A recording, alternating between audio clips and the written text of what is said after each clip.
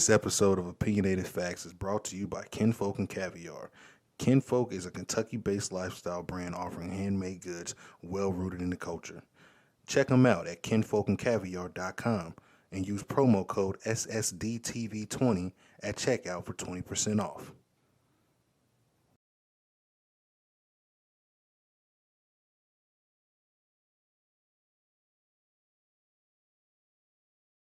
I hope you don't wait to give me roses. Please don't take too long to think that you should know me. Please, for real. Please don't wait too long to tell me I'm the shit, yo. See you flourish, looking salty, throwing fish, yo. Then you bury, getting lonely, wanna miss, yo. Welcome to another episode of Opinionated Facts. I'm your host, Drizzle. Today we got another special guest in the building, Martina Barksdale, the creator and founder of the Sit-In. How are you doing today? I'm good. Thank you for having me. Yeah, this is probably one of the interviews I wanted to get a while ago, just because you do so much, you do a lot.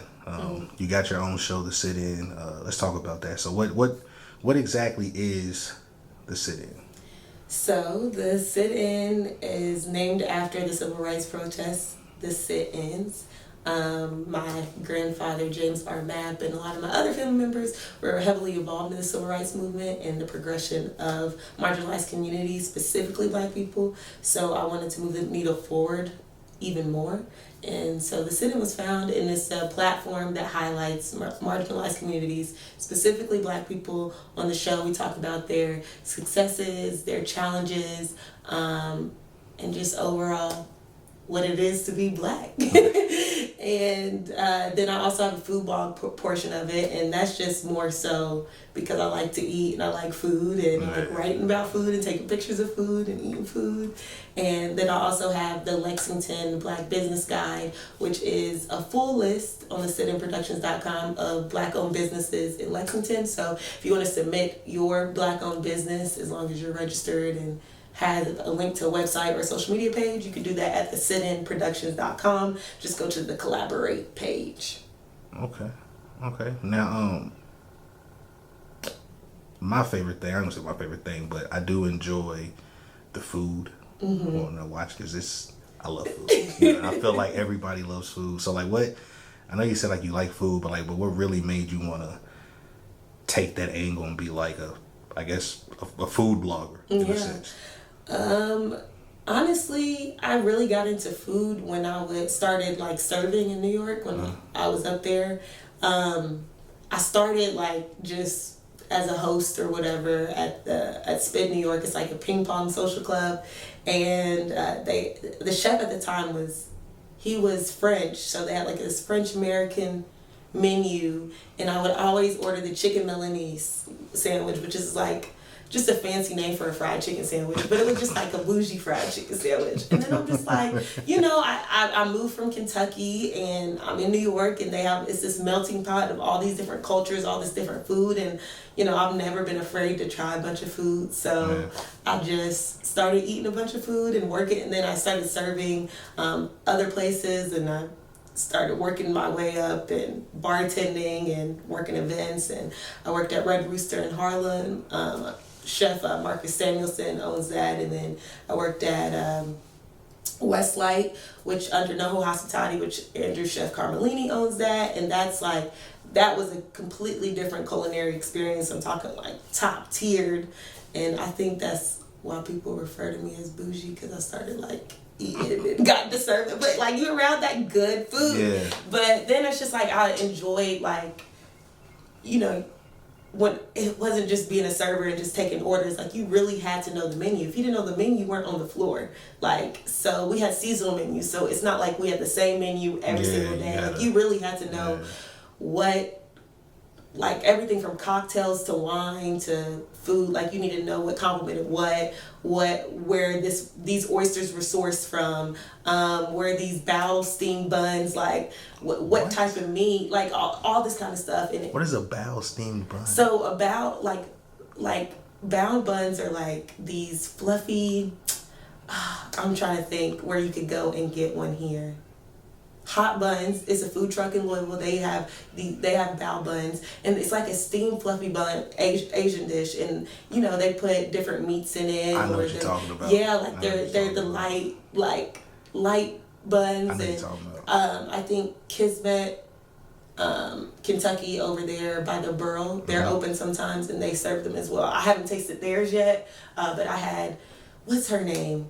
Whoever the chef is over there, I've had her food before, and it's just amazing. And it's an art, like, so I appreciate more so the art in it. Not that I can't cook, but that's not like, I prefer to eat. So yeah. Now when you brought up that bougie chicken sandwich, I instantly thought, I said, was it better than the Popeyes chicken sandwich?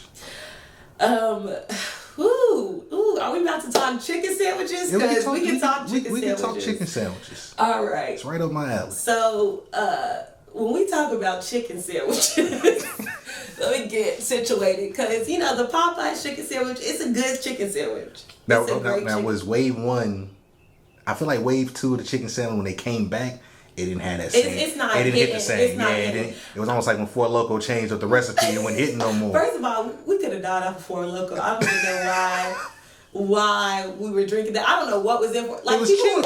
But people were really out here not like. It was cheap. They had to switch it up. But I feel like this is what's missing for me from the Popeyes chicken sandwich. Okay, I love the crunch. I love the brioche bun.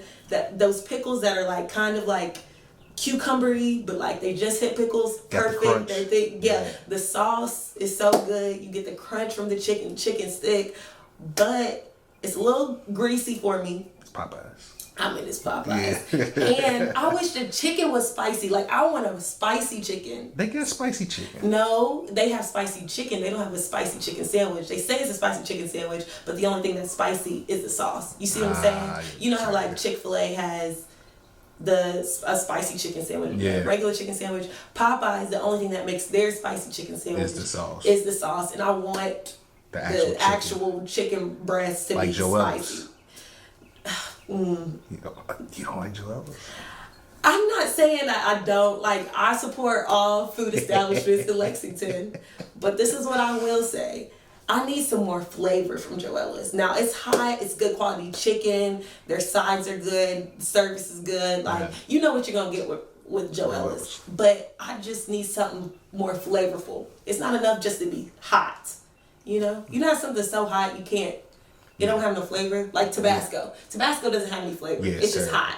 Yeah, it's just terrible. You don't like Tabasco? It's like, if you want some, I guess, kick. Yeah. But it's like, for flavor wise, like, no, it's trash. Yeah, it's just hot. It's just hot. It's just literally hot sauce. Yeah. Like, I need some flavor. And that's how I feel about Joella's hot chicken. Like, it's literally hot chicken. But no shade though. So who has the best chicken sandwich in Lexington? Yeah, we can keep it local. We can go. But like, are we in? I feel like it's not. I mean, you can include chains. I mean, like, are we doing on a local level? Are we doing at a just better yet? Since you've been everywhere and you had probably a lot of chicken. You had chicken sandwiches in New York, here, wherever. Where have you had the best chicken sandwich? Okay, well, the best chicken is in Kentucky. Period. Like, period. Kentucky has the best chicken. People would argue, but I can't. And I'm not talking about KFC. Like, you know what's crazy? People outside of Kentucky love KFC. I know, and they're like, oh, you tell them you're from Kentucky. They're like, oh, you like Kentucky Fried Chicken. I was like, nobody in Kentucky eats KFC. Yeah. Like, and if they do, they're a serial killer. Yeah. I'm just joking. No, but I do want to try the donut chicken sandwich. I'm not gonna lie. I'm not saying not to. The donut chicken sandwich? Yeah, the Luther. What? That's have you had it? Is it good? I don't want that thing. It's almost like when they came out with the double breast chicken sandwich. It was 2 chicken breasts, and it was like, oh no! Oh my God! Why are they trying to kill us? You remember they came out with that? It was like it was 2 chicken buns. It was 2 fried chicken. Yeah, with cheese and bacon. Oh my God! I said, who's eating this?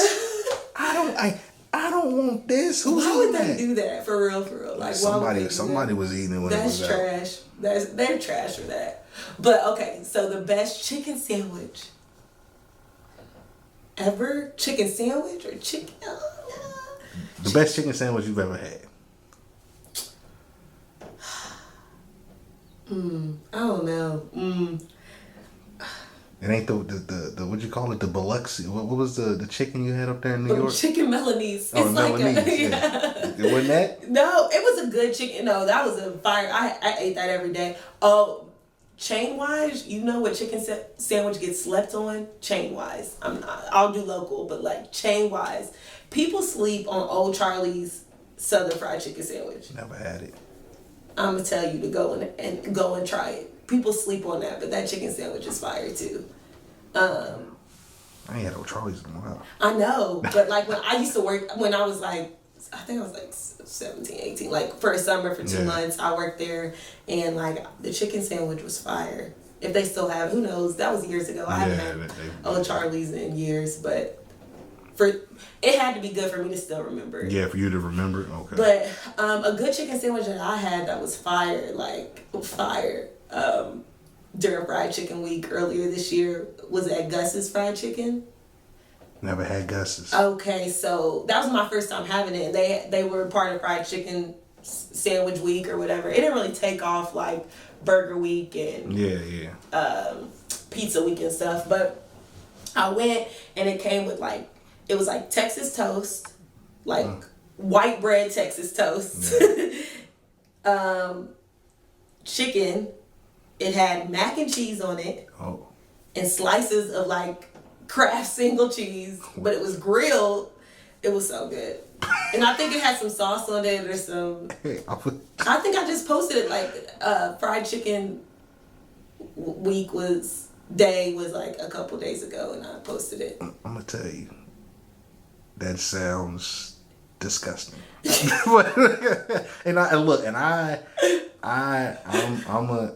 I do some crazy stuff with food sometimes, but I would never. Not you. You lost me at the macaroni and cheese. Mac and cheese on some.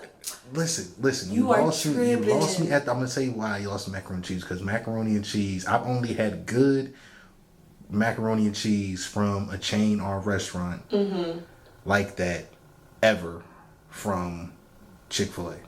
Chick-fil-A's macaroni and cheese but Chick-fil-A, we can't eat Chick-fil-A right now. I understand that. I'm not saying their food's not fire. But, I understand it, but I'm just saying their mac and cheese, that's elite mac and cheese. I give them, when they came out with that, it's pretty good. But is Gus a chain? I thought it's just a locally owned establishment. It might be. I don't know. I've never had it. But the Kraft singles... it looked like a Kraft single. if they put that... But something about it was so, because there was a whole bunch of bad food you weren't supposed to eat. Yes, man. It was good. I had a good fried chicken sandwich, just some local shout out places. Oscar Diggs had a really good fried chicken sandwich. I had one from Mr. Brews one time. That was really good. Who else? My staple for fried chicken in Lexington, period, is Grimes. What? Yeah. That's a staple. God. That is a Lexington staple. Oh, man. That's nasty. It used to be Richie's, but same chicken, just a different name. But wait, so what, you don't like, you think it's just, do you eat Indies? I love Indies. Oh, see, I can get up and leave now because. But hold on. I eat Indies because it's open. But I've never had Lexington. Well, I've had Lexington Indies once, and that was because people got it. But have you had Grimes? Are you sure you had Grimes? Yeah, I'm good off. But it's not. It's way better than Indies. No, it's not. Oh, come on. Indies, their chicken is crunchy, right? But it's too salty. There's just something that's not. That might be good. Their spicy's not hitting. Louisville Indies don't do that. Okay, so what's the best fried chicken place in Louisville? Because that's the whole debate. You got Chicken King, you got Chicken King, you got King's. Probably, honestly, it's probably going to be King's Chicken. Okay. I've heard a lot of people say, I've never had King's, but everybody says... But it's some new spots that popped up, but everybody said King's is hands down the best. King's they said don't confuse it with Chicken King. Yeah, it's two different spots. Yes. Okay. Because Chicken King is more like Indies. Okay. And then King's is more so your Popeyes, KFC type. You feel me? But it's in it's in the hood. Yeah. So you know what I'm saying. So you gotta because I try to I like to eat local. I don't like to really eat chains like that just because. One, I like to support us and like what we got going on, and then also like the food's better, man. Like spend your stop going to these fast food chains. Like go to locally owned establishments. See, fast food chains got that trust. You know what I'm saying? Like just like. All right, but like, how are you gonna? I mean, don't get me wrong. Like, I don't eat out a lot, and it is a local spot that when I first moved up here. Like they know me. Like, where? Georgetown Cafe. Oh yeah, like Georgetown Cafe. Like those are my guys. You had the teriyaki potato come with all the cheese. I've had everything. Oh like, if anybody needs a little quick tip guide of Georgetown Cafe, yes, ask me and I get you a perfect one. Yeah, you know what I'm saying. Georgetown Cafe is fire too. They got this thing that they made. I have no idea what it is. I have no idea what to call it. But I walked in one day and I was like, man. Nobody was in there. I came in at the perfect time. And I'm like, man, I don't know what to get. Right. I'm looking at the menu. I'm like, it's so many options. I want the baked potato. Do I want to get the dinner? Do I want the sea bass? And bro was like, you want fish? I was like, yeah, I'll fuck with the fish. He was like, I got something for you. So he cooked up the sea bass. He got the rice. So pretty much he made like a fried rice with sea bass. He chopped up the Cajun potatoes, had that in there. Oh, so he made you something special. He made me something not on the menu. Well, and it was amazing. So I came back the next day and it was people in there and I was like, hey bro, you know that thing you made for me yesterday, you trying to run that back real quick? And he looked around, he was like, I got you this time, but next time if people in here trying to, I was like, I ain't trying to blow your spot up, bro, but I need that. You know what I'm saying? So what you're saying, I need to go down to Georgetown Cafe and be like, let me get the Dre. See, they don't know me by name. They know me as the Honda Man. The Honda Man. They know me by Let me get with the Honda Man. Yeah, be like, I know the Honda. Just tell them you know the Honda Man. Okay. They're like, you know Honda? They're like, yeah, I know. Okay. They're gonna take care of you. Yeah, because they know I'm good people. Okay. They know because I'm talking. They better take care of me. I'm talking about. Look, I went literally. It was 1 week, and I had to look myself in the mirror. But 1 week, I went there probably 5 or 6 times. What? And I went there every day after work. It was nuts, and I think one of the days I went there for lunch and dinner, and because it was really right there. I lived off, like I could have walked there from. It was right there. So I'm like, but like I think the day I got it for lunch and dinner, I was like, bro, what are you doing? Like, you gotta stop. First of all, you're spending too much money. That's number one. Number two, but you gotta stop. And I'm like, bro, it's good. Like, yeah, it was like crack. Good. Like I was addicted. I'm one of those people too. Like when I really like something, like I would eat it for a long time, like almost every day. Yeah, because it's until I get over. As long as it stays consistent, right? If they don't do me no wrong, why not? I feel like people sleep on Georgetown Cafe too. They don't know about it. I feel like some people don't know about it, and some people don't like to come out this way just because where it's at. You know what I'm saying? They feel like it's. I don't know, maybe because we live on this side of town, so it's not like. Yeah, it's right there. Yeah. I go there. I know they can change their hours recently, but that's my thing. I need people to extend their hours. I don't need people to be only open Thursday through Sunday 4 to 10. I need you to be open for lunch. Well, they did theirs. I talked to them because it's really only 3, maybe 4 of them for real. Oh, okay. And they just said they had to change up their days because they needed rest. It was like we was working Monday through Saturday every week, only taking Sunday off. You feel me? And we're working from the time we open to the time we close those days. So it's like, no, I get it, because even if you're open only 4 days, like those other 3 days you're preparing to be open. You know what I'm saying? So it's like they were like we ain't open on Saturdays no more. Like just because they need rest. You know what I'm saying? So I completely understand where it's coming from with that. But no, talking about Georgetown Cafe. We can change the topic real quick, but what's the best local spot that you've had, food wise? Lexington. Let's keep it a Lex.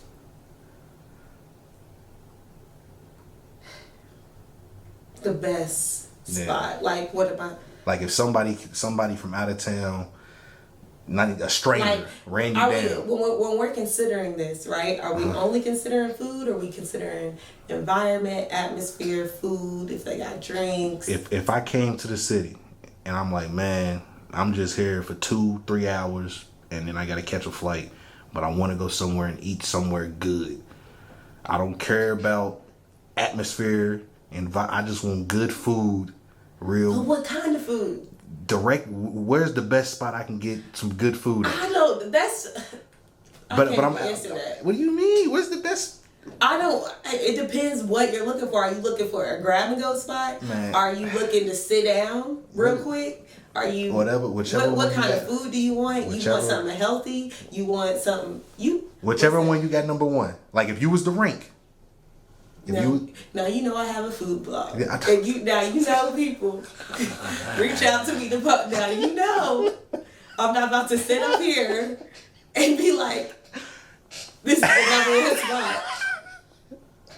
Okay. Are you trying to mess up my bag? No. Okay. You can name your top 5 no order.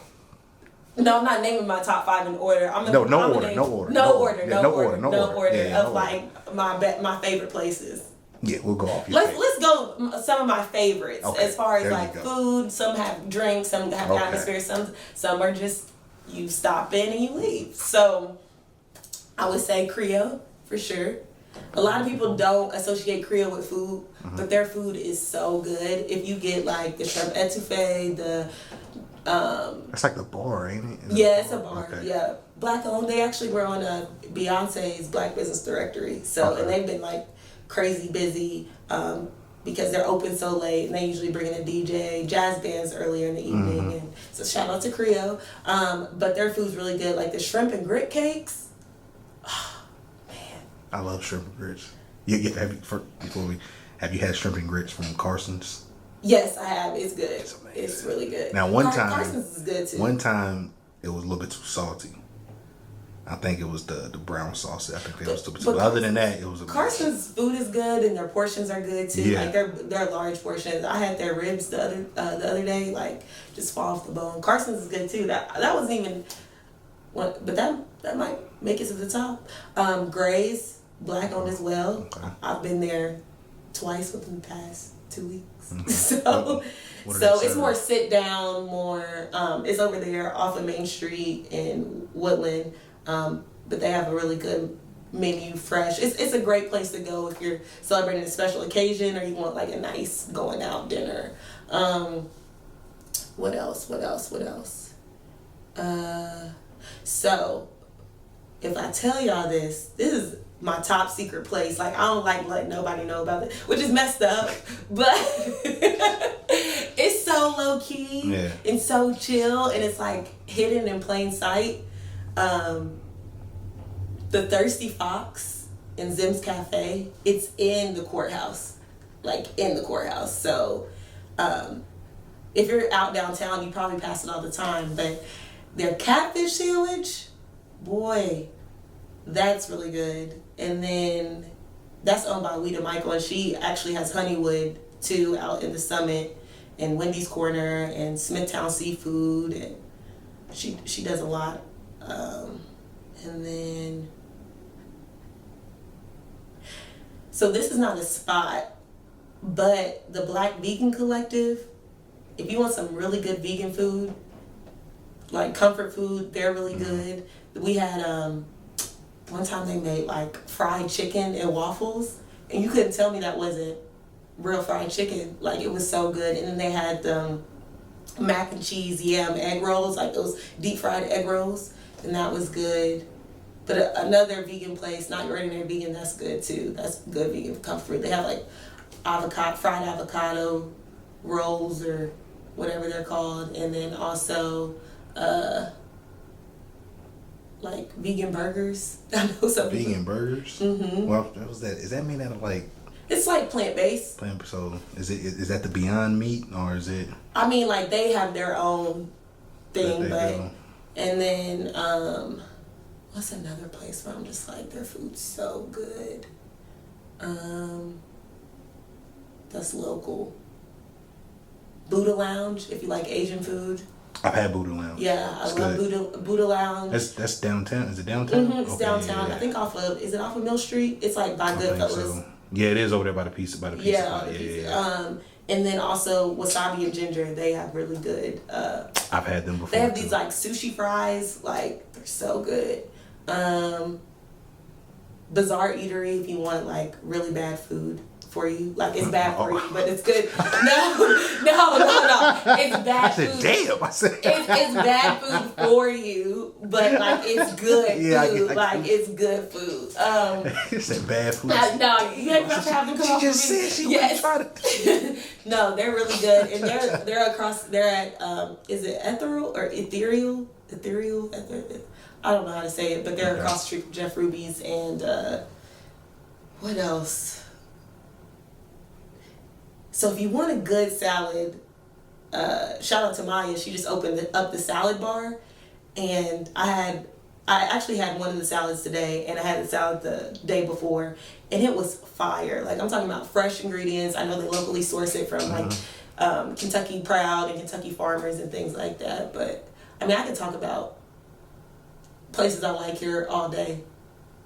But so where's the salad bar located at? Where Perry Ave used to be on North Limestone, but they're only doing like delivery and curbside right now. It used to be an event space, but I guess they turned it into like a salad bar. So. Okay.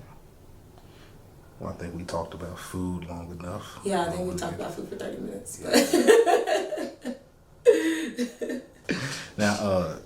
Now besides the sit-in that you have going and the Sit-In and Savor that you have going on, what else do you have going on right now? Well, we have some stuff in the works for Black-owned businesses here in Lexington, and we're particularly those in that culinary space. But really, like one of my missions and what I want to do is get us to the point of like economic development and also being able to garner more resources for that.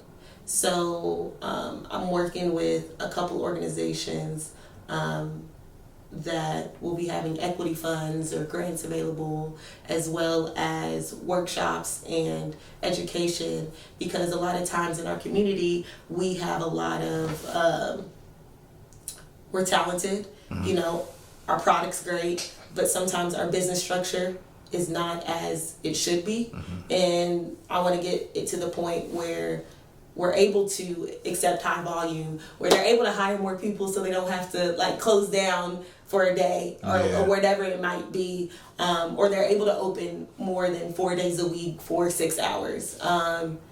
So as far as like social justice wise and racial justice wise, and that's what I'm working on. And then just still working on trying to grow the business list as much as possible, because a lot of people have been seeing an increase in business. I want people to be conscious of where they spend their dollars, especially right now.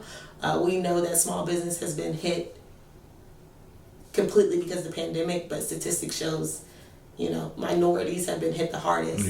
And so one thing that we can do is make sure where our dollar is going and where it's being spent, and helping to increase the community and benefit the community that way. So that's really has been like my laser focus for the past couple months of that. But we got some good things in the works, especially on the food scene wise. So I'm excited about that.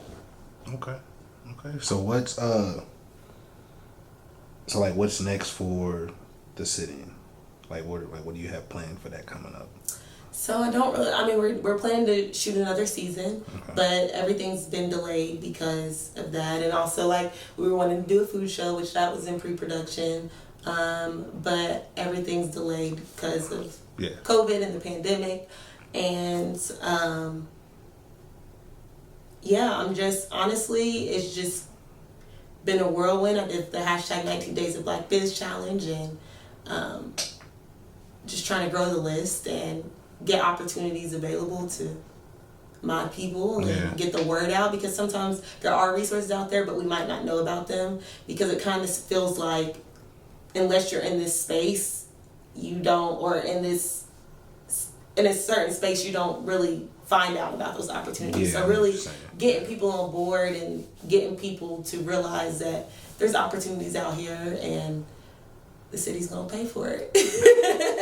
No, they've literally allocated $1.25 million to minority-owned businesses for the grants, and added the $2.5 million they've made available. So I would go to CommerceLex, I think .org or .com, the Chamber of Commerce, all that's there, as well as resources if you're looking to start up a business or have some questions.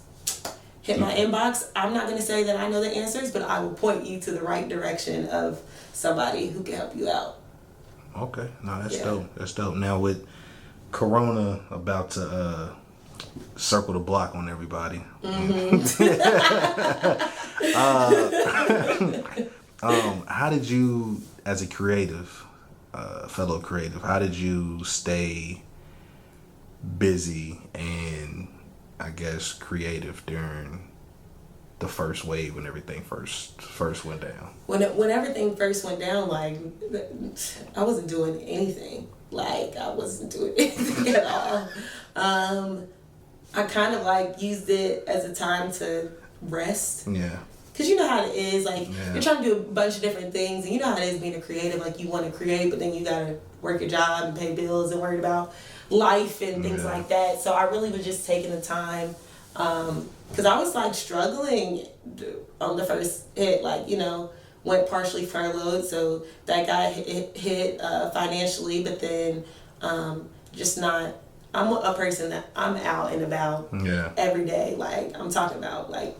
On a weekday, I'm at an event or grabbing some food or a drink or whatever it may be, and I'm an extrovert, so it was like super hard. But then it got to the point where it's like, all right, well, just use this time to create or do something, and that's why this list came about, and it kind of propelled the brand even further, where a lot more traffic to the websites, a lot more engagement, a lot more following, and a lot more opportunities to be frank. And so that's what I've enjoyed about the quarantine. It's definitely been tough, and I know it's been a lot it's been more tough on a lot of others, but I was fortunate enough to use that as a time to like pivot my life in a sense. So for me it was at first like the idea of stay home, I was like, oh, this is great. Like, right. You gotta leave the crib, like, except for like go to work, whatever. I was like, I can do this. And then it was like,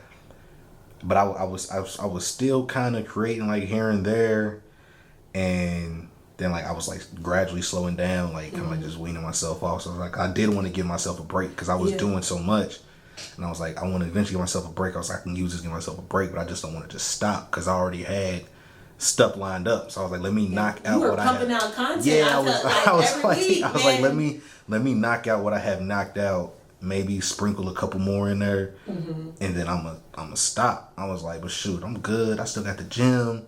You know what I'm saying? I still got work. And then it was like the gym's closed, and I was like, okay, you know, I think I'll be all right.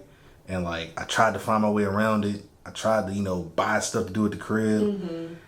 And then I was like, man, I'm going crazy. Like, I can't go to the gym. I don't want to work out at home because I'm at home. Right. You know? I was like, it's something about working out at home. I've gotten better because of quarantine when you didn't have a choice. But like, I'm with you. I've never been the type of person to like want to work out at home. Like, yeah, it's hard. It's hard to get motivated. It's like this is my place where I relax. Like I gotta motivate myself. I'm going 16 feet to the other room to work out. I'm like, I'm about to leave. Like I'm going in the front room to watch TV. I'm not doing this shit.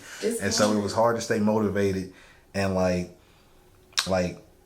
you said, you're an extrovert. So you like to be out and about. Like I'm completely opposite. But during quarantine, I had moments where I'm like, man, like I kind of want to interact with motherfuckers. You know what I'm saying? Like, I normally don't want to do this. Yes. Like, I normally don't want to be on FaceTime. I'm hitting, hey, guys, let's go on FaceTime and do a group FaceTime, guys. FaceTime parties and Zoom parties and stuff like that?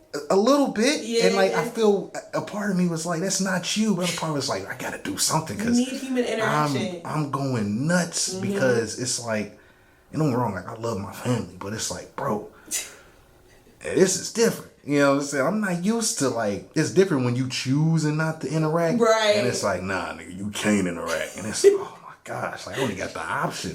So it was like, it was killing me at one point. I did good for a little bit, and then it was like a period of time where, like, I'm like, I gotta get out of here. Right. Like, I just gotta go. I just gotta walk to the car and back. Like, I need to see the neighbor walking the dog and be like, stranger, you know what I'm saying? Like, how you doing? You know, just something, you know. Right. So, like, I kind of took a hit that way. And then creative wise, I think it, like, I slowed down, but I kind of was able to, like, rejuvenate and, like, kind of, like, refocus and, like, sit back and kind of, like, think and, like, figure out different ways how I can do certain things. I mean, I did a Zoom episode.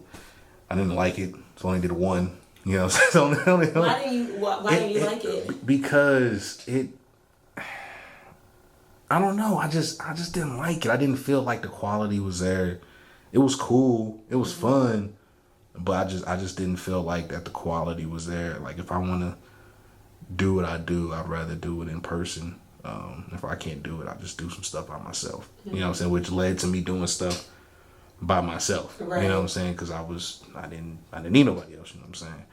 But yeah, I had to find different ways to be creative, and I think it helped. Like, it helped because it's kind of like sometimes you gotta sit down. You know what I'm saying? And it just let me recalibrate. Got a little extra juice. Yeah. Gears start turning, and now I'm like, all right, now I can figure some stuff out. But so whenever wave 2 hits, whenever they shut everything down again, I think I'll be better prepared. Yeah.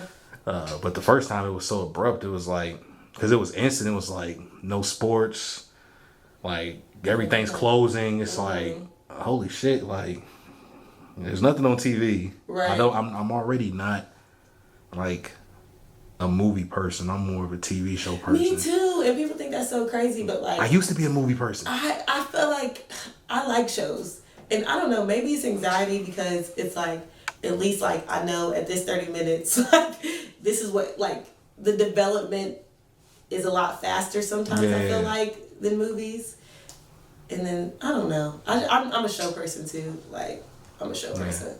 Yeah, I'd rather binge watch a series versus... See, and I've actually, I don't want to say I'll rewatch, but I'll go back, like, HBO Max came out in May, so I've been watching The Fresh Prince. Like, oh, okay. Oh, they have it on HBO Max? Yeah. So I've been watching that, watching The Boondocks, or I'll get on Netflix or whatever to watch The Office, you know, some of my favorite episodes I watch The Office every day. Yeah, so it's like, it comes on Comedy Central every day. So it's like I'm not one of those people where like I don't really look for like a new series to watch. Like people like watch a series, like I'm like, I'll just go rewatch an episode of something I like, or I'll get on YouTube. I'm just watching clips of whatever that's on YouTube, different shows, different clips, different whatever, or I'm on my phone or whatever. But it's like when it comes time to like try to watch like a movie sometimes, I'm like, bro, I don't want to watch this shit. Like, it's 2.5 hours. Yeah, it's like 2 hours. And I think I could watch 2 hours worth of a series, but like 2 hours out of my day for a movie sometimes. Like, I'd rather rewatch a movie that I've already watched 2 or 3 times than to watch a movie I've never watched. Because I'll be so pissed if it is a bad movie and I wasted 2 hours of my day watching this piece of shit. You know, they said that's like a symptom of anxiety too. Of when what? You don't know, like when you want to watch like the same stuff over and over. Yeah. Because like you know how it ends, you know what you're gonna get, and like you don't have time. And I think that's true. I don't have to pay all my attention to it. I can do other things. I can get up, right, go make a sandwich, and miss 15 minutes. I know this about to be a trash 20 minutes. Let me go take a shower real quick. Right. When you come back, all right, this is the good part. You know, you good. So yeah, that's what they said. I'm not a therapist, but I can't diagnose it. But I definitely can see how that. Well, yeah, I guess I got anxiety. We all do. I got anxiety. I got PTSD for bad movies. I just don't want to watch 2.5 hours of a bad movie. Like, and it'll be a movie that I know people say it's a great movie, and I'm like, man, I heard about this movie. It's all subjective though. I'm gonna put it in my queue. I might watch it, and then I never get back to it. I never. And procrastination. Yes, there's so many movies that I'm like, it took me when Gone Girl was on HBO. It took me probably which was a great movie. Mm-hmm. Like, I was mad I didn't watch it for so long. It took me 4 or 5 months to finally watch it. Yeah, I was just like, that's me. I'm not. But when I watched it, I was like, man, you guys were right. Yeah. It's just what took me so long to watch this? Right. Like, I'm mad at. I used to do that with TV shows. People would tell me about Sons of Anarchy before I started watching that a long time ago, and I was like, I ain't watching this shit. I haven't seen it. It's great. Okay. And I was mad because at that time when I wasn't watching that, I was watching a whole bunch of movies. I was like a movie junkie. I was watching mad movies. I ain't watching no damn show. And I watched it and I was like, oh, this is amazing. Do you watch any other HBO shows? Like, do you watch Game of Thrones? Yeah, Game of Thrones. Yeah. Game of Thrones was. We're not gonna talk about the ending, but the last season. Overall, it's a good series. It's a great series. Do you watch Westworld? I'm not finished with season 3. I'm on cool. I'm on episode 5 of season 3. Okay, what do you think? I love Westworld. Yes, I feel, but season 2 was not as strong. It started getting murky and I like season 2, but season 1 was amazing. Season 1 was, I think, the best, and then I think it's season 1, season 3, season 2. You like 3? See, I like 3. You just don't like the outside world. See, I don't know where they're. See, I'm only on episode 5, so I haven't started episode 5 yet. Okay. I know it's only 8 episodes. Wait, how many seasons? It's only 3. This third season was. They're it's the out, you're not in Westworld. You're not in the park no more. And I just seen, because episode 4 is where you discover that Dolores, she didn't bring people with her. She just made copies of herself. Yes. Okay. So that's where I'm at. So I'm like, okay, because I fuck with Dolores. I actually like Dolores. And I like Maeve too. You know what I'm saying? Maeve. But I fuck with Dolores. Yeah. You like cool. Dolores over Maeve? Yeah. Interesting. Yeah, because Maeve. But then Maeve, but before this season, I liked Maeve's character. I still do. You just feel like I see. Because you're on your episode. Okay, I see. You know what I'm saying? But I like the way that Dolores is moving right now. Right, she's moving real gangster. The thing is, I love about the show is that there's not necessarily a good and bad. The whole show lives within this gray area, and I like that because people. Because everybody has a point. And everybody you kind of understand why people are making the decisions that they're making, and it's not that. Are there bad people in the show? Of course, but I like people. There's duality of people, you know what I'm saying? You might be a really good person, but might have made a bad mistake or did something bad, and I like how that show really captures it. You really don't know who to root for. Facts. No, I'm the first episode of Westworld season 1. When I watched it, I could have swore it was 2 hours. Oh, for sure. I think first episode. No, it was only an hour and 5 minutes, but it was amazing. And Anthony Hopkins, yes, he's so slept. He's not slept on it within the industry because he books work, but I just feel like they should be talking about him way more. Yeah, no, he's definitely I don't think he doesn't. It's people know, people respect him. People know the type of his work that he's done, is the actor and everything. Right. But a lot of times I feel like when people name the GOATs, they name De Niro, they name Al Pacino, right. You know what I'm saying, but they don't mention Anthony Hopkins a lot. Honestly, every actor in that show is they're good. So good. It's good acting. It's definitely it's great. It's great. And people would get mad at me because, don't get me wrong, Power was cool. I liked Power. I already know what you're about to say. I liked Power for the fact that 50 Cent did it. But man, we gotta stop. We, as a group of people, we have to stop settling just because a black person did it. I understand it's 50 show, but don't tell me that it was great acting on that show. No, and I think there are some great actors on that show. Some. Yes. But it was some bad. Okay, but this is also a good point that somebody brought up. Yes, okay. We shouldn't settle for mediocrity. I agree with you 100%. Yes. But at the same time, I think it's okay that we have mediocre shows because they do it. You know what I'm saying? And not everything's going to be an Oscar award winning. Like, okay, let's bring it up. Tyler Perry. You know what I'm saying? That's not something that's going to be like. You talking the movie on Netflix? I did not see. I didn't watch it. You know why I didn't watch it? Because of all Twitter. The memes. The memes. Okay, so this is how I feel. On a set, like on a movie set, you have a person responsible for continuity, right? So continuity, like if this water is like this and it's on this table like that, there's a person like, okay, taking pictures, it should be like that. If you have the budget that Tyler Perry has, that movie was shot in 5 days. That's why a lot of stuff was overlooked. But it's like, why would you rush your craft like that? Why would you? I understand you work on deadlines, but there's just like so much. That's when he just got the studio, right? Like, no, he's been building. Like, the studio didn't happen overnight. Like, he's been shooting on that lot and growing that lot for years. Yeah. But I just feel like, come on, man. The wig looks completely different on the next, like. The wig was crazy. I seen. And then one man is just like not even eating. Like, I haven't even seen it. I just saw clips. Just pictures and stuff.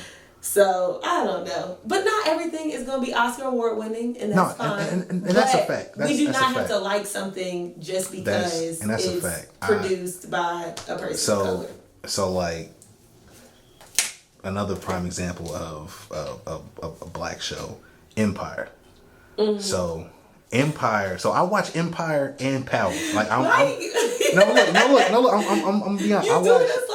I watch Empire and I watch Power. Like, don't get me wrong. I'm gonna get my shit off about both. Mm-hmm. But when I started, I'm a finish. I'm like that with any show. I started this show. So you still watch Empire?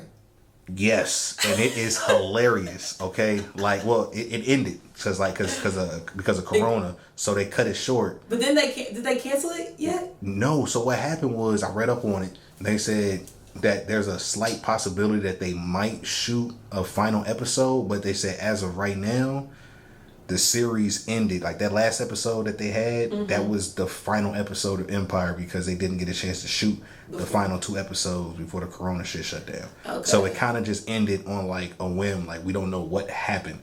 All right.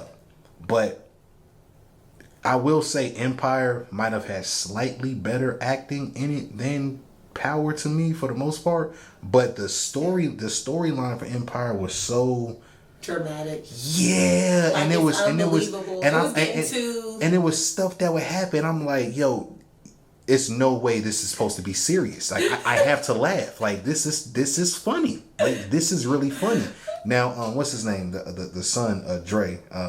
Yeah. He I found out he's the brother of the dude that's married to Megan Good. Yes. They're brothers. I didn't know that. Yeah. He is a great actor. At least to me. I thought he played his role of being bipolar and all that with the two. Yes, he's married to, what's her face? Boo Boo Kitty. Boo Boo Kitty. Yeah, Boo Boo Kitty. So, but he was great. I thought he was a hell of an actor. Yeah, he is. But it was like anytime that like Hakeem had a scene, I was like, I'm gonna laugh. Like it's gonna be something funny. Like he's gonna do something so goofy. Like he's just I'm gonna be honest. I stopped watching Empire probably like third season. How many seasons funny. does it have? I think this is the 6th season. Yeah, I stopped. I watched it. Actually, I watched it like. Did you see when 2 seasons ago? Did you see when he lost his leg? Okay, no, and I missed a couple episodes and I was just like, I never kept up with it. But they took away Star and I felt like Star was actually a pretty good series. I never watched Star, but Star was supposed to be in the Empire universe. So Star was supposed to be like the branch off of Empire. Yeah, I think they had like some crossover. Yeah, well, the Club Leviticus, that was the main club. Oh, yes. All that stuff. Because I got into Star late and I had stopped watching Empire, so I was missing a lot of. But some of those shows you could just kind of pick up and be like. Well, all Fox shows are shot like 24. Yeah. Like anything that's on Fox that has to do with any type of remote action or drama, they shoot it and direct it like it's 24. Yeah. Like, you know when the cliffhanger. I guess because they had so much success with that show, they try to use the same recipe. Format. But you can't, I don't think you can always use the same format, especially when it's not the same genre of show. But you know what show I love that's just ridiculous and like Tyler Perry's The Oval? You gotta get into that. I mean, it's like it's a soap opera for real, but the acting's good. Is it like Scandal? No, it's not like Scandal at all. Like it's not like Scandal. I mean, I guess there's some. No, this show is just ridiculous. It's one of those shows that's like, it's funny. If I said what happened out loud, it just don't even sound realistic. But I'm so invested into it that you gotta finish it. It's my show. Like it's See, one of my favorite shows right now. And that's how I felt about Scandal, because I felt like Scandal kind of started doing some extra. I mean, it was still good, but by like the last two and a half seasons, I didn't watch the last 2 seasons of Scandal. Yeah, it got a little extra at times, but I liked it, and I mean, I rocked with it. And How to Get Away with Murder was great. Oh, great! Oh my gosh, I bawled the last episode. Like the way they ended, it was. Now that was. It caught me off guard. I didn't really catch what was going on, like, because at first I was like, damn, Wes is still alive. Yeah. And then like the last 2 episodes, I said, watch that end up being like in like the future, like right, and when it happened, it showed. I was okay, so like that's Chris or whatever his name is. No, but that was a good show, and it ended. It didn't drag on. It didn't drag. They were like, okay, it's about time for us to wrap it up. Sometimes shows like Scandal go too long, or even Empire, and then you just. I mean, because it could have kept going, but it would have just been another door, and it was all right. Like, it has to be a point, and it was like, all right. So, I guess the best way to kind of end this is the governor gets killed, and then you know, Bonnie and those are ride or die. Yeah. Which I thought, and I was like, man, at some point Bonnie is gonna turn on Annalise. I was like, something's gonna happen. Or Frank. No, they I was like, but one of them was gonna flip. No, and they never did. I thought that was dope. Loyalty. Yeah, I thought that was dope because they was with her. They was like Annalise, and it was like, you know, you find out Sam is Frank's dad. And with the sister. Like, what's his name? Never knew that Frank and him were brothers. Who? Gabriel. Remember? Yeah. Yeah, he never told him. He was just like, take this money and get out of here. Yeah, he never told him. He definitely never told him. He just told him, like, he kind of like some things you don't need to know about. But like your dad and everything. It's sick because he was born out of like incest. Yeah, incest. And it was. It's just too much. It was a lot going on. You know what I'm saying? But it was good.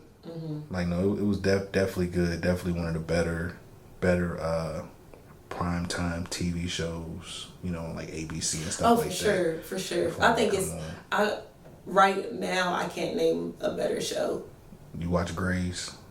I don't watch Grey's. I didn't watch Grey's. I don't watch Grey's at all. But everybody said it's really good. Like, I think I've seen a couple episodes, but I think it got so deep into it that I'm just like, I'm going to have to take like a week out of my It's going to take time. It's like 13, 14. They got a whole bunch of seasons. I mean, they say it's good, but I think because that's more of an ensemble cast, you can keep that going it's a more and more. Yeah, like there's so many main characters that you can build off of that story versus having one or two. Versus How to Get Away with, which is sort of an ensemble cast. But you knew Annalise was the main character. She that Viola Davis, she could act. Yeah, no, that was definitely How to Get Away with Murder. That from the beginning, I was like, this is a great show. Because like I got put on to Scandal by somebody else. And I was like, okay, I like it. And then, like, when How to Get Away with Murder came out, I started watching that, and I was like, oh, shit. Like, and I just kind of ignored Scandal after for a little bit, you was like, Scandal's kind of like, you watched it, maybe, because it came out before. When it first came out, like, I remember, this is how crazy representation is, right? So, like, I remember when Scandal first came out, we didn't really have any black shows. Like, we had some, but, like, at the time, it's like you literally could schedule out all the black shows you're gonna watch with black leads or whatever. And then like more and more shows kept coming out, and I'm like, then I left Scandal behind, and it's just like because I was trying to watch everything. But that's good. At least we get more shows. Yeah. Yeah, I just remember like being able to watch anytime something Black came out, I was able to watch it. But now there's just so much content in a good way that, you know, we making moves slowly but surely. No, still got a long way to go. That's a fact. You watch Insecure? Oh my God. I don't think we have the time to discuss my. I did an episode on one of my shows about Insecure, and I think it was after the second or third episode of this season. I don't know. I don't know when I became this type of person. And like I said, I understand shows are for entertainment, but I fell in love with the show. Seasons 1 and 2 were great. Season 3, I had a bone to pick with Issa. And no, she don't know this. What she do to you? She didn't stand her ground. And this was the Lawrence. Oh, in the show we talking about. No, the actually Issa Rae. Like okay, when she didn't stand her ground. When it came to the Lawrence situation. So remember, season 3, Lawrence was not supposed to be in there at all.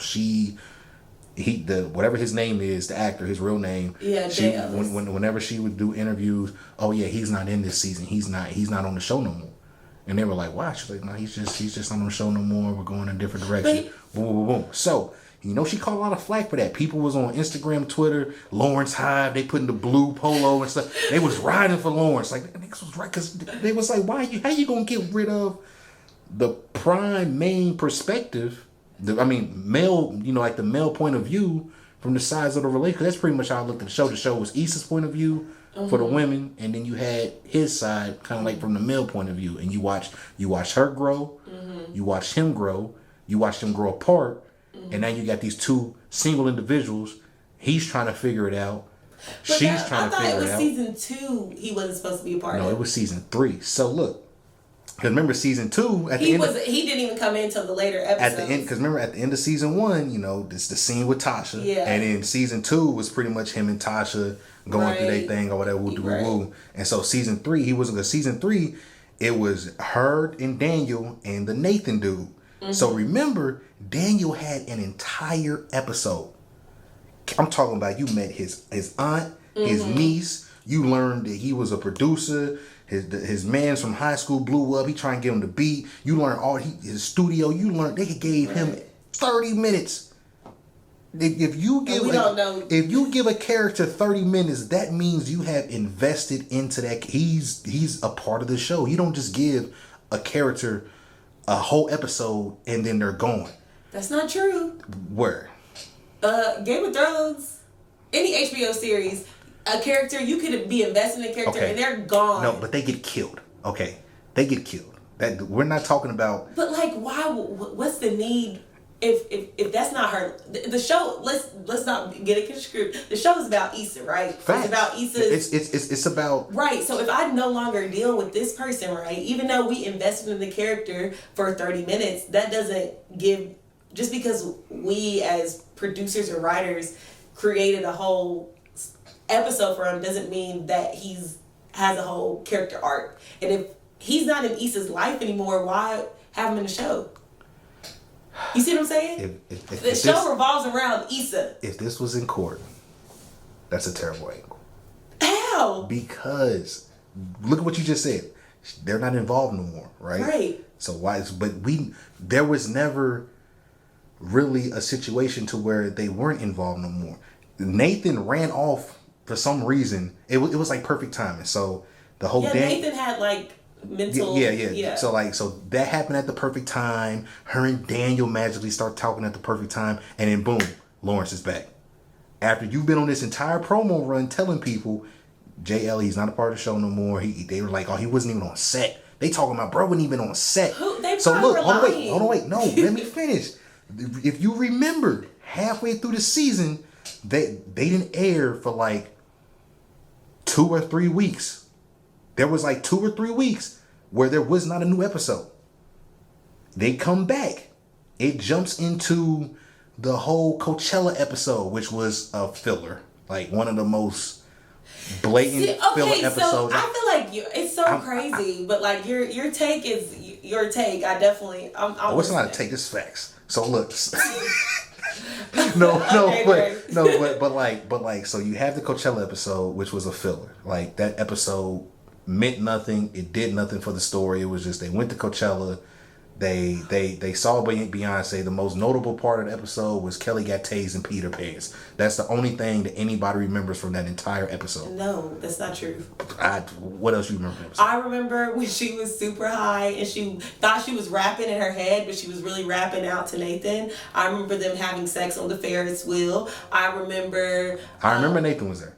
I do remember the yes, Ferris wheel. And so was Andrew and Molly, and like I remember that, and they all like took edibles and got high, and Tiffany was doing her thing. Like I remember that. Peter Pants. Huh? She got tased and Peter Pants. No, that's Kelly, not Tiffany. Oh yeah. Well, yeah, but like I definitely see what you're getting at, but like I don't think Insecure is that structured of a show where you feel like it's not that structured of a show where you just keep following like the storyline and arc, right? Mm-hmm. It's literally about our lives. So if Issa is about to go on a girls trip, like that's her. The way I take the show is that her relationships are what drive the show, right? And that's not just her romantic relationships; it's her platonic and friendships. Yeah, and thanks. I don't think having episodes like that are fillers. Those are episodes those are things that happen.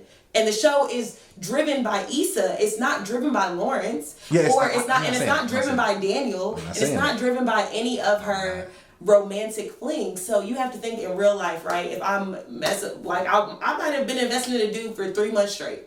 3 months straight. You might think we about to get married or whatever it may be. And then something happens and he's not for me anymore and he goes about his way. I go about mine. That's literally how life works. So I think it would be doing an injustice to like keep someone there just because we learned about his family. And I feel you. But and that's cool. And that's cool. And that's cool. You maybe remember all that about the Coachella episode. The most that I see people bring about the episode is Kelly peed her pants. Okay, but that it's also based on who you're surrounded by and their perspective. So ask Twitter, ask Instagram. Oh, it's also about who you follow and what you. It's people I don't follow that say this stuff. But look, but just I understand that part. All right, so cool. The Coachella episode was not a filler. I'm wrong. That's fine. I didn't say you were wrong. I just was giving you the perspective. I can be wrong. I was just giving you the perspective, not saying that you were wrong. I'll take your perspective over mine. Yeah, it was an interesting episode. I would say that. Okay. So, like I said, they took a break. There was not a new episode for like 2 or 3 weeks, if I remember correctly. Yes. If you ask me, I feel like they redid the second half of the season. Because they can't do that in 2 to 3 weeks. I can tell you how. You can't. What do you mean you can't? You can't redo a whole season in 2. Not a whole season, just like the last 3 or 4 episodes. You know how long this. You know why it's almost 2 years in between these HBO shows? It's because production takes that long. It's not that, hey, we want to switch it up during the season. It's just not realistic. I'm going to be 100. It's not realistically possible to do something like that, because you know how much money you have to reinvest, how much permits you have to resecure, you got to get wardrobe, you got to hire people back, you got to get lighting, then you have to edit it. Like just in post, they're taking a year to edit. Like they might shoot a season over 6-7 months, but then it's in post for a year. So they might have re-edited some episodes, but as far as like reshooting in 2 to 3 weeks, it's just not possible. I don't know. Like I do believe they might have made some changes or edits, but you have to think a lot of times people don't want they want you when they go on their press doc or press circuit or whatever. They want you to watch a show. So she could have been like clearly she was lying because he's in the episodes. Well, let me finish why I think it was terrible. What's terrible? You're saying the season? Season 3 and season 4 were bad writing. Just because the way that it was, especially season 4. I feel like season 4? Are you serious? This season was some shit. What? And Molly's one of the worst characters. She is the worst character, she's one of the worst characters in TV history. I don't think Molly's a worse character in TV history. I think the fact that we dislike Molly, like, and the fact that there's Mollys out there that exist. I don't even dislike her. I just think she's stupid. What? I don't. She definitely. I think she's stupid. I can't dislike somebody I think that's stupid. Like, I just. What? Her decision making is terrible. Yes, but so is everyone else. Like, you know what I'm saying? Issa's decision making has been terrible. Yeah, Lawrence's decision making when he's decided to sleep with those 2 girls and got the clap.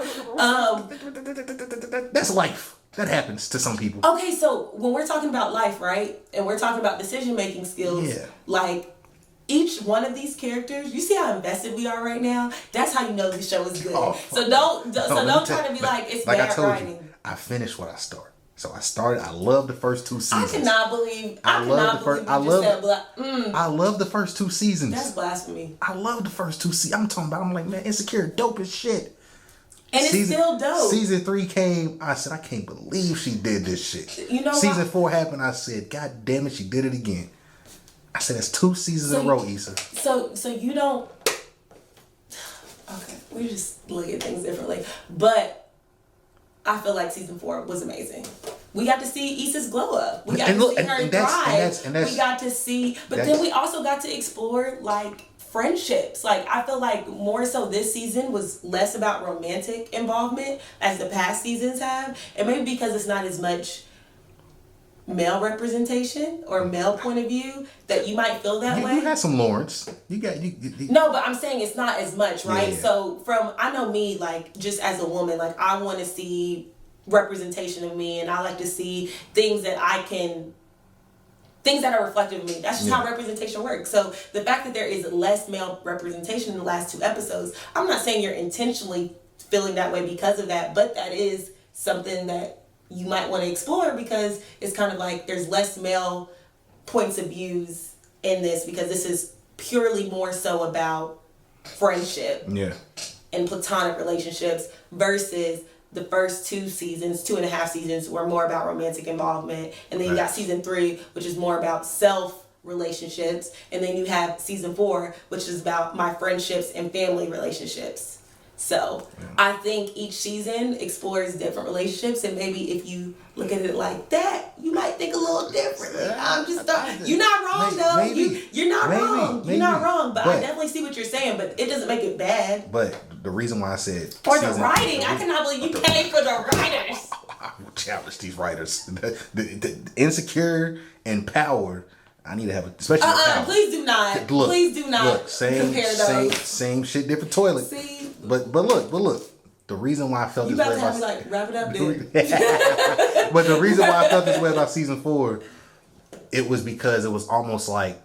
So, I had somebody try to tell me, so what do you think Insecure falls in as a genre? Like, it's dramedy? It's drama comedy. Mm-hmm. Okay, good. So, I had somebody tell me that was like, you know, it's a drama, and I was like, no, you can't watch this show and tell me that there's no comedy aspect. Right, like they even, and seasons 1 and 2, they were really, really good and strategic of putting the comedy in there and the funny moments. I felt like in season 4, they were forcing in comedy moments and like wanting you to laugh. So there was a situation with the little boy and the mama when they knocked on, doing shit at the apartment. That part where the little boy was being extra, I felt like they wanted us to laugh at that. There was the part where she calls her brother, and I think he's eating a burrito or something. It was hot. It was like they wanted us to laugh at that, and it was like certain moments where I'm like, the jokes aren't coming in natural no more. I feel like they're picking where they want to place these jokes at, and they're like, okay, we're gonna get them to laugh here. We're gonna get them to laugh there. Sometimes it was natural, but it was a lot of times I was like, oh, this is supposed to be a funny part. I ain't feeling it. And then there were a few parts where, prime example, Tiffany, the one that had the baby, Tiffany. The episode, I can't remember, it might have been episode 2 or 3, but it was the part where they were somewhere, they might have been at the house, and she told Derek, Derek was like, oh, I got the baby, baby, don't worry about it. He takes the baby, and she's like, oh, I just need a break and everything. I was okay, she's gonna go through postpartum. Something's gonna happen in this season where she's either gonna leave this nigga or something's gonna happen, and I was just waiting. I mean, yeah, which is true. Which that's is what true. Foreshadowing is. But like I don't like being able to point out like that's happening, and when it happens, I'm like, I think it was more about showing. These are the reason why you knew that it was going to be postpartum, because they were steadily showing signs that she's going to have postpartum. Yeah. It wouldn't make sense to us as the viewer if all of a sudden everything's fine, or we don't even hear from Tiffany, and then she goes through this dramatic breakdown. You have to foreshadow. You have to. I would like that more, and the reason why I would like that more is because she wasn't on the show enough. It was like every time we seen her, it was like you could kind of see. I was like, But that's what makes it great. A lot of times we thought Tiffany was cheating. Remember when she would disappear? I didn't think she was cheating. But when she was disappearing, he thought she was at Issa's or Molly's or whatever that one time, and they were calling Tiffany. It's like, I don't know where Tiffany is. Yeah. And she was already going through prepartum while she was pregnant. Whatever. I don't even know if that's a thing, but like I definitely see what you're saying. Yeah. I just think. And then they just killed the last episode with that. If episode's only 30 minutes, they spent every episode's only 30 minutes. Yeah, but we spent 26 looking for Tiffany.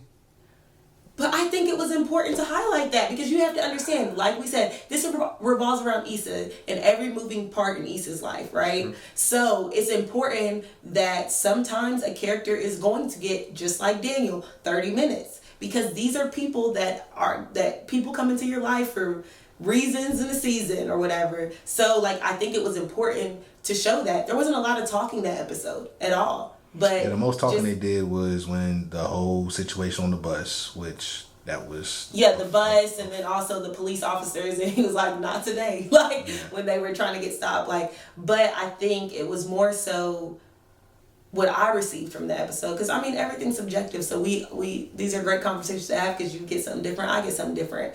Was that like, regardless of the BS that Issa and Molly were going through, they had to come together for their friend. They had to show up for their friend. And understanding that even in friendships, you have these waves of like not messing with each other, not being on the same page, not even liking each other, really bound to fight or not even wanting to speak. Yeah. But the fact that that show explores that, and it's not just about romantic stuff like a lot of shows. I don't know. I liked it, but. So, ask you a question.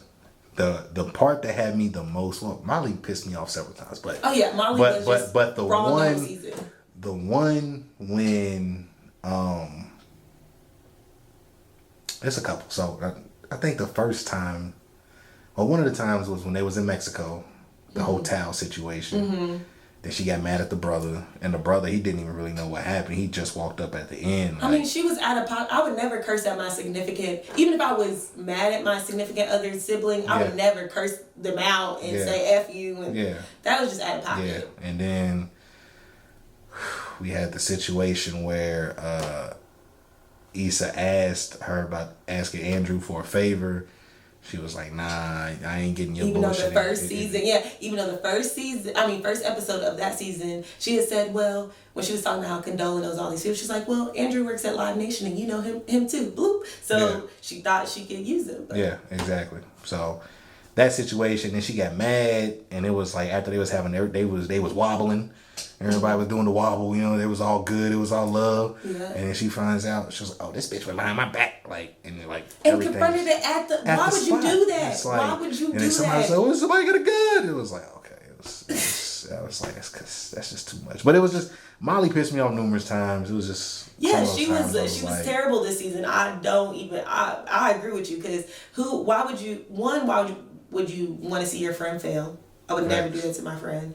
And then 2, why would you be mad because she didn't go through you? Yeah. She didn't even go directly to Andrew. Yeah, Nathan asked if she needed to do anything, and Nathan's the one who reached out to Andrew. Yeah. And then why would you bring it up at her event? Yeah. It's like you saw her thriving, and all of a sudden you want to shut it down. Yeah. And even Andrew was like, it was cool. And that's why he left her, because she deserved to be left. Now, do you think he left, or do you think it's kind of on? No, I think he's done with her. Well, who knows? But like, I think if I was Andrew has been too understanding. He has put up with her so much, and she has nobody to blame but herself. She does not take accountability for her actions. And so if Andrew left her, that's completely fine. Correct. Now, before we get out of here, I ask you another question about the show. How do you feel about the whole Lawrence and Issa situation? How that kind of...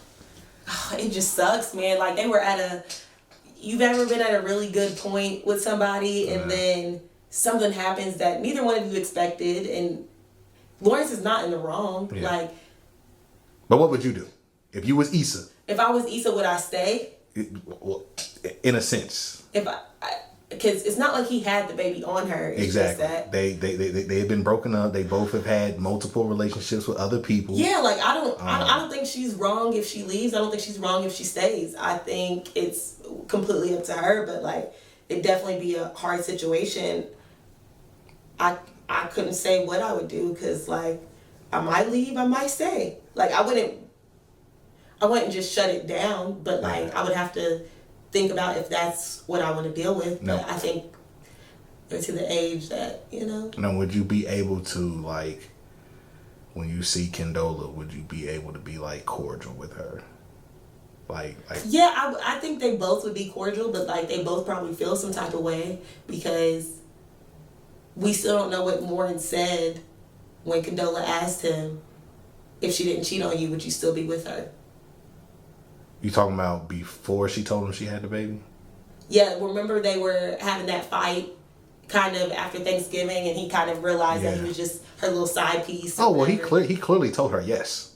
Because they broke up. He clearly told her yes. That's how I feel, but we don't know. But again, I will say, even if he told her no, Condola was messed up because she committed to doing this thing and she kind of goes to Issa and Issa had nothing to do with it. Yeah, exactly. So, I mean, I'm sure it's going to be awkward, but... Yeah. I mean, but even if he told her no, like, I would, like we would have probably broke up eventually or whatever, she probably wouldn't have believed him for the most part.